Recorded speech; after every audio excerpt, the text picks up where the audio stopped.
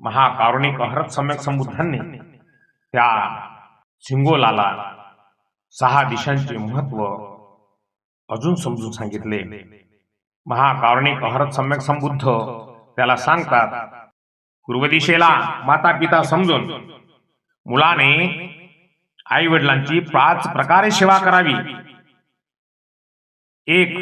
त्यांनी माझे पालन पोषण केले, आता मी त्यांचे संगोपन करीन।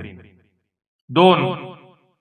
त्यांची सर्व घरगुती कामे मी पूर्ण करीन। 3. मी माझ्या कुटुंबाची परंपरा आणि प्रतिष्ठा टिकवून ठेवेन। 4. मी त्यांच्या संपत्तीच्या वारशासाठी स्वतःला लायक बनवेन। आणि 5. त्यांच्या मृत्यूनंतर त्यांच्या नावे वेळोवेळी दान धर्म करेन। आई वडील